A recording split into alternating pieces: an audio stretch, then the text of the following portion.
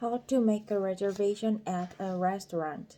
Have you ever tried making a reservation at a restaurant and it just didn't go as smoothly as you would have liked? Then tune into this real talk episode where Andrew and Cassie teach you all the questions, answers, and expressions you need to know to make a reservation at a restaurant in perfect English.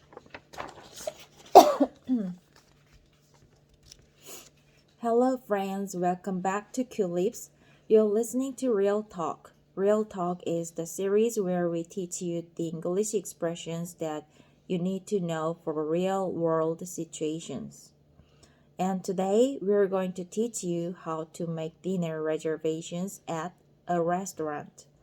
Now, I just said we're going to teach you. That means I'm joined by somebody else. So I should introduce my co-host for this episode. It's Cassie. Hey there, Cassie. How's it going? I'm doing great, Andrew. Thanks. Perfect, Cassie. We also wanted to give a shout out to one of our listeners from Belarus, Victoria, who recently left us a 5-star rating and a nice review on Apple Podcasts. And Victoria left us such a kind message. Cassie, would you mind reading it for us all? Sure. So Victoria says, "Hi there, I'm from Belarus and I came across this podcast a few weeks ago. I really enjoyed listening to it since there are a huge number of different topics covered. I usually do it on my way to work or home. It's quite easy to understand and it really helps to enrich the vocabulary and listening skills. I also like hearing your pleasant voices. Thanks for doing a great job." Thanks, Victoria. Yeah, thanks, Victoria, for that review. And listeners, if you'd like to hear yourself at the start of an upcoming Culips episode, we would love to give you a shout out. So to do that, just leave us a 5-star rating and a nice review on Apple Podcasts or where you listen to your podcasts. And we will try to mention you in an upcoming episode. All right, so let's get into our episode for today. Cassie, could you tell us what exactly we're going to cover? Yes, so we are going to be listening to a conversation between a restaurant host and a person who wants to dine at that restaurant. And we're going to be learning key phrases and questions that you might come across if you were to make a reservation. Exactly. So if anyone ever has to make a reservation for a restaurant in English in the future, this is going to be the perfect episode for you. And this is something that I think a lot of our listeners will maybe have to do at some point in their lives if they travel to an English speaking country or just travel in general to a place where they don't speak the local language and the kind of international language that is used is English. So first up, we will listen to the conversation and then we'll break it down and explain all of the key expressions that you listeners will need to know. So let's take a listen to that conversation now. Let's do it. This is the Mystique. "Oh, hello. I'd like to make a reservation for 2 this Saturday." "All right. And what time will you be joining us this evening?" "I prefer some time between 7:30 and 8, if that's available." "Okay, let me see. We only have outside seating on the deck available at the time. Will that work for you?" "Sure, yeah, that will be fine." "Okay, then I will put you down as a party of 2 for 7:30, correct?" "Perfect. And under whose name are you making the reservation?" "McGrady." Okay, thank you, Mr. McGrady. We'll see you on Saturday night. All right, perfect. Thank you. All right, listeners. So we just heard a conversation between the host at a restaurant who takes reservations and does customer service and that kind of thing at the restaurant, and a customer who would like to visit the restaurant on Saturday evening. That customer was making a reservation. So, Cassie, why don't you go through this conversation? Why don't we go through this conversation now and highlight some of the important language that was used in order to successfully make the reservation? Yeah, I think we should definitely start with the very first thing. The person making the reservation said, which was, I'd like to make a reservation for 2 this Saturday.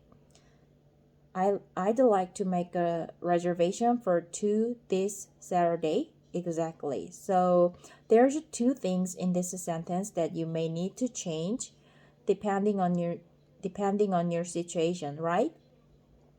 When we say for 2, it means for 2 people.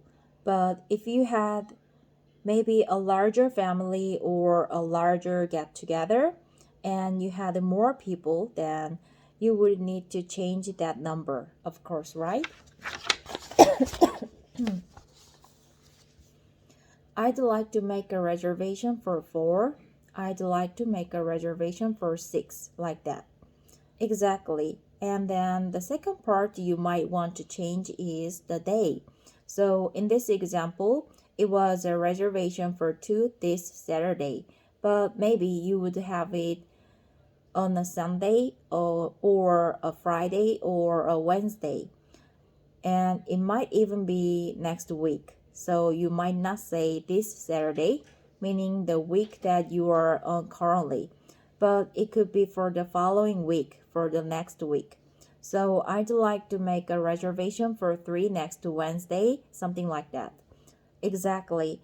I mean, some really fancy restaurants even require reservations, like a month in advance, right, Andrew?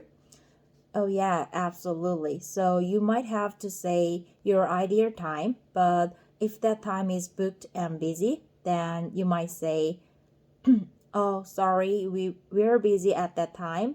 The earliest we could squeeze you in would be next month, something like that. So if they are busy, they would suggest the soonest available time that you could visit, and you would just have to go from there. Exactly. And Andrew, what's our next expression?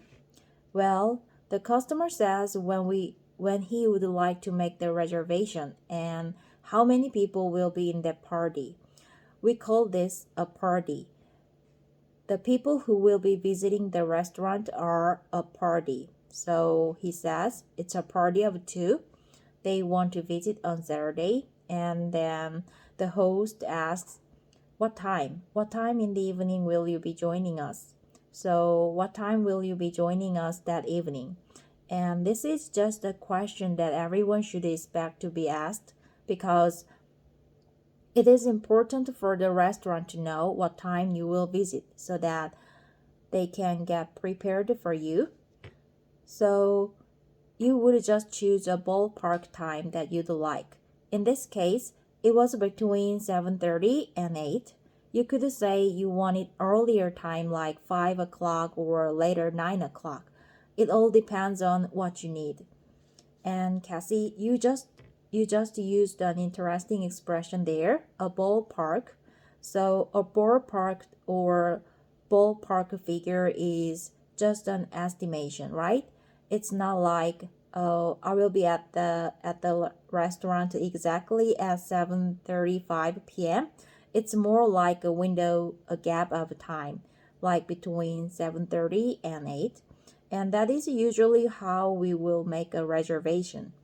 Exactly. So following that, the host checks her computer and sees that actually the restaurant is full, but they do have some space outside on the deck. So they have outside seating on the deck. Some restaurants will also call this area the patio. So you might hear deck, you might hear patio, both are common. And that just means sitting outside the restaurant.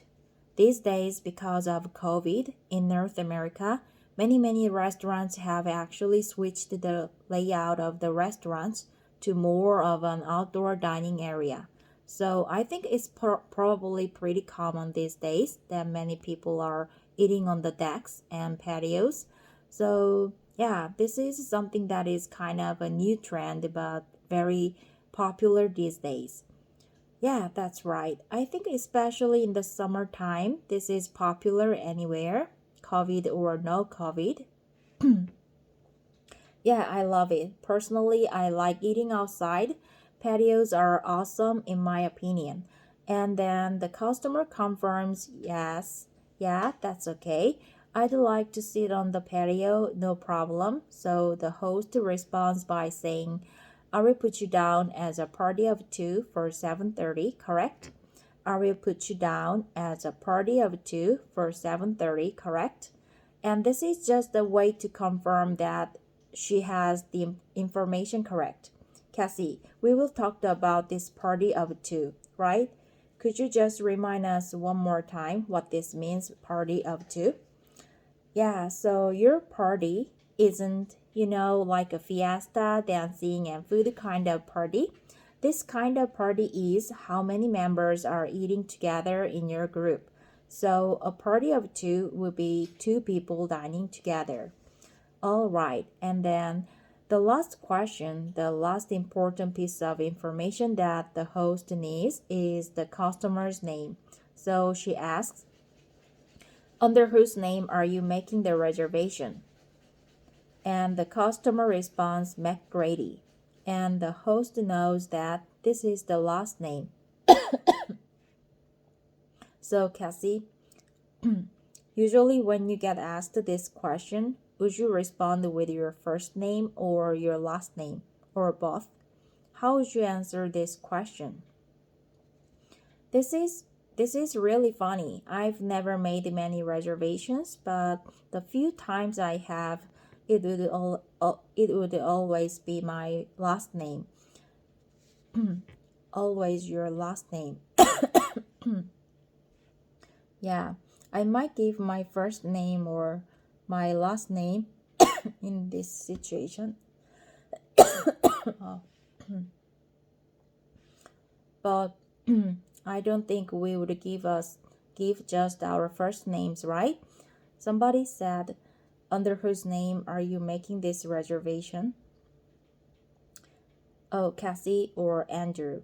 Especially Andrew, my name is really common. It's one of the top names for boys in my generation. I think it's the fourth most popular boy's name from the 1980s when I was born. So if I say Andrew, it's too common. I need to say my first name and my last name or just my last name just to make sure I don't get confused with any other potential customers. Yeah, this might be different in other countries. I'm curious to hear what listeners might have to say because in countries like Korea where we live, or maybe even India, or maybe China too, like there's a few names that are really popular. So if you just give your last name on a reservation, 10 people might have the same last name making a reservation. Yeah, if you're like from Asia, for example, maybe from China or Korea and your family name was Lee and you just said Lee, it might be too common. Right? There might be potentially other customers that have the same family name, so you might have to leave your full name just to be safe. Yes, that's not as much an issue in Western countries like Canada or the US. So, Andrew, we actually have a part 2 to this conversation, correct? Yeah, that's correct. So, in part 2, we're gonna hear a follow-up where the customer calls the restaurant again, calls the mistake, and just confirms his reservation. So let's listen to part 2 of this conversation now.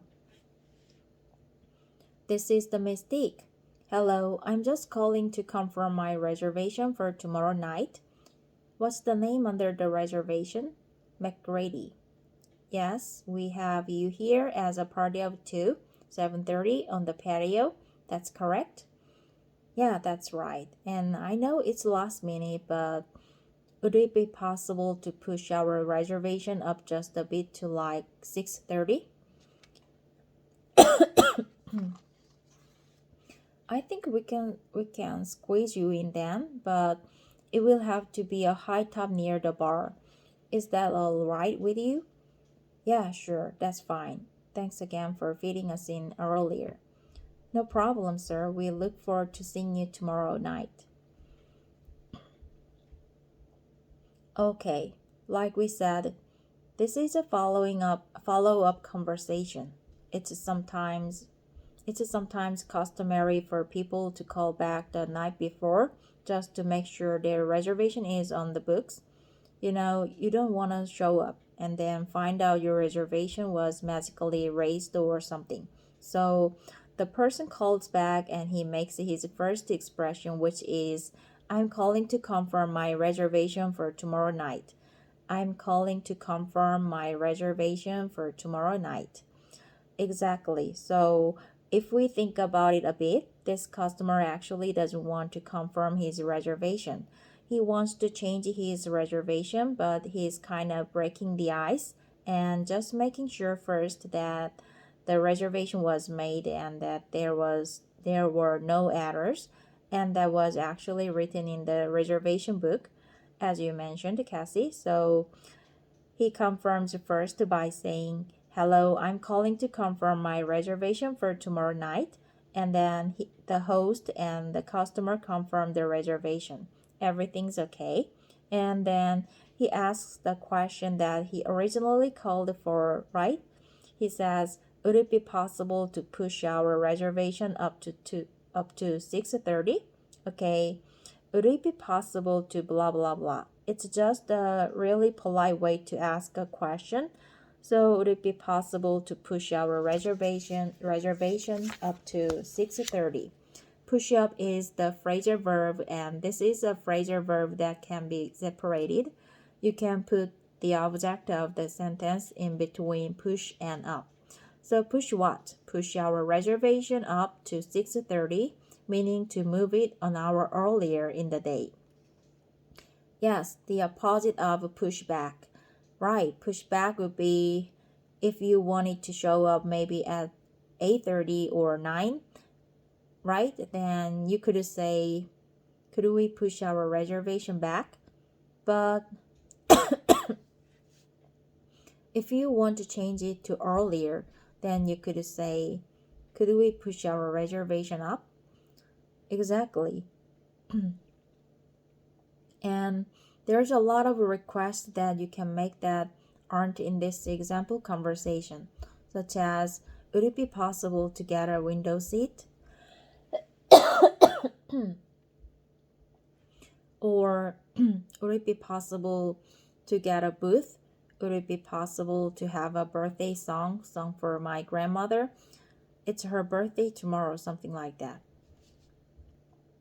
Would it be possible to add an extra person to our reservation? Could we change it from 2 people to 3 people or 2 people to 4 people?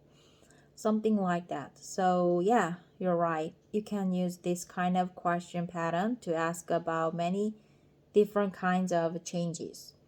Good. So after he asks that question, the host says a really cool phrase. I think we can squeeze you in. I think we can squeeze you in. Andrew, what does squeeze you in mean?